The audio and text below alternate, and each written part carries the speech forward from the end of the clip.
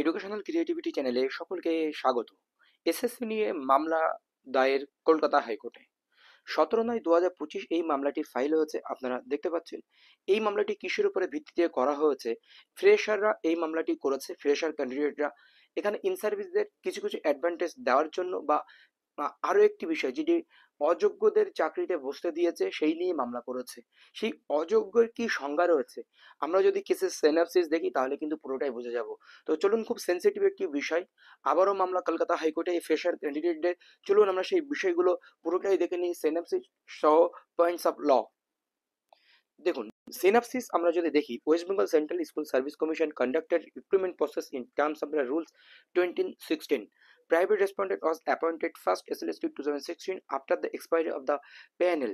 এখানে বলা হচ্ছে expiry of panel. First SLST 2016 panel expire হওয়ার পরেই কয়েকজন জয়েন করেছিল, তাদেরকে কলকাতা হাইকোর্টের ডিভিশন বেঞ্চ এবং সুপ্রিম কোর্ট তারাও টেন্টেড ক্যান্ডিডেটের মধ্যে রাখা হয়েছিল, তারপরেও তাদেরকে পরীক্ষা দিতে দেওয়া হয়েছে এক্সপায়ারি অফ প্যানেল, এই অভিযোগ তারা এনেছে।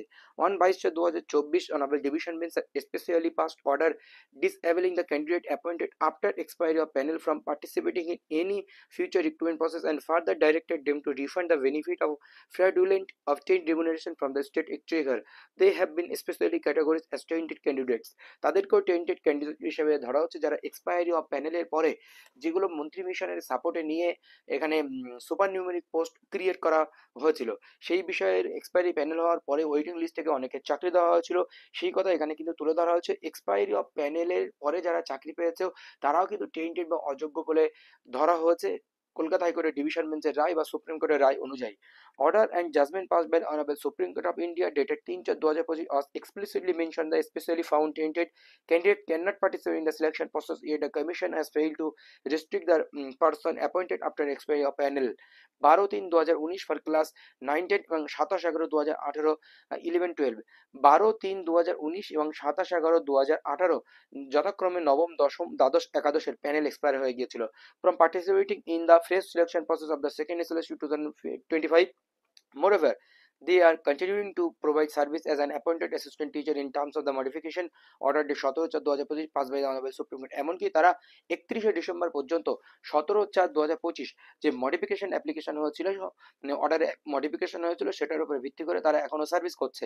West Bengal central school service commission on 29/5/2025 published a rule, namely the West Bengal School Service Commission selected for appointment to the post of assistant teacher for upper primary level of class except work education and physical education, class 9-10 and class 11-12 those 2025 WBCS, especially awarding 10 marks for the prior teaching experience।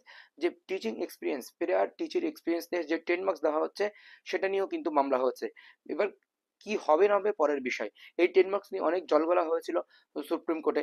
Petitioner have responded to the recruitment notification date 30/1/2025 issued by the SSC, and they have all been issued provisional admit cards for appearing in the written test। তাদেরকে provisional admit card ইত্যাদি ইত্যাদি দেওয়া হচ্ছে। School Service Commission had uploaded in its website names 1806 person as tainted candidate। 1806 জন ক্যান্ডিডেটের নাম দিয়েছে যেটি tainted candidate হিসেবে for the purpose of making them ineligible to participate in the second SLST conducted 2025, but persons appointed in the first SLST 2016 after expiry of panel had been allowed to participate in the selection process 2025। Petitioner had taken the written examination held 7/9/2025 as part of the selection process for appointment as assistant teacher for class 9, 10, 11, 12 at a school under the state of West Bengal। Petitioner are to participated in the written test schedule। তারা 7/9/2025 এবং 14/9/2025 এক্সামে participate করেছে এই petitioner, সেই কথা এখানে তুলে ধরা হয়েছে। এবার শর্টলিস্টেড ডেট কি রয়েছে, 22/4/2024 অনারেবল ডিভিশন বেঞ্চের অর্ডার হয়েছিল, 3/4/2025 সুপ্রিম কোর্টের অর্ডার হয়েছিল, 29/5/2025 West Bengal school service commission gazette প্রকাশিত করেছিল, 30/8/2025 school service commission 30/8/2025 school service commission 1806 জনের লিস্ট প্রকাশিত করেছে যারা টেন্টেড ক্যান্ডিডেট। 7/9/2025 এক্সাম হয়েছে 9-10 এবং 14/9/2025 পরীক্ষা হয়েছে, একাদশ দ্বাদশ শ্রেণীর পরীক্ষা হয়েছে। তো এবার বিষয় পয়েন্টস অফ ল কি রয়েছে। Points of law: whether they initiate fresh selection process, the West Bengal Central School Service Commission একটি ফ্রেশ সিলেকশন প্রসেস তারা করছে 29/5/2025 published on rule namely West Bengal school service commission. সেখানে আবারও তুলে ধরা হয়েছে তাদেরকে 10 মার্কস পিরিয়ড টিচিং এক্সপিরিয়েন্স হিসেবে দেওয়া হচ্ছে, which is violation article 14 the Constitution of India and also in violation the judgment and order date 3/4/2025 3/4/2025 অর্ডারের ভায়োলেশন করছে এবং আর্টিকেল 14 কে ভায়োলেশন করছে। Therefore the first candidate like your petitioner will not get a fair opportunity to be selected even if they score more than the candidate who are in service on the basis of the recruitment process 2016 or else। যারা 2016 আগে চাকরিতে ছিলেন তাদের চেয়ে যদি তারা বেশি score করে রিটেনে, তাহলে কিন্তু তারা সুযোগ পাবে না, এটাই তাদের মূল দাবি। এবং petitioner Indian constitution article 14 violation হচ্ছে, যেটি সমতার অধিকার। The candidate who are service for the very reason the this rule of 2025 cannot be sustained in the eye of law and it needs to be declared ultra virus and the constitution of India.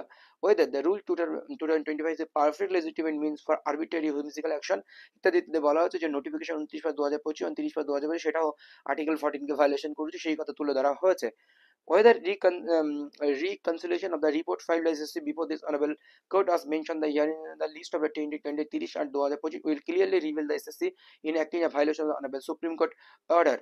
Tainted যে candidate list publish করেছিল তাদেরকে আবার SSC before the honorable court as mentioned the hearing before সেটা list হয়ে যায়। Whether the eastern SSC willfully performed in a manner in the which the statutory body যেটি supreme court paragraph 27 ও 31 তার judgment 3/4/2025 বিস্তারিত ব্যাখ্যা করে দিয়েছিল। প্যারা নম্বর 27 ও 31 entire action of the respondent authorities in permitting the tainted candidates to participate. Tainted ক্যান্ডিডেটদের participate করতে দেওয়া হচ্ছে।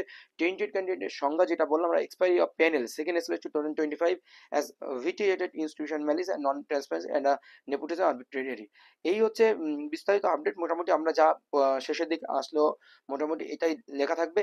এই সমস্ত বিষয়ের উপরে ভিত্তি করে তারা কিন্তু কলকাতা হাইকোর্টে মামলা দায়ের করেছে। এই মামলার শুনানি কিন্তু 22 তারিখে হওয়ার একটা সম্ভাবনা রয়েছে, কিন্তু এই মামলার শুনানি 22 তারিখ হওয়ার সম্ভাবনা কম থাকছে একটাই কারণে, এই মামলার একদম পিছনের দিকে রয়েছে, সেই জন্য 22 তারিখে না ওঠার সম্ভাবনা কিন্তু এখানে রয়েছে।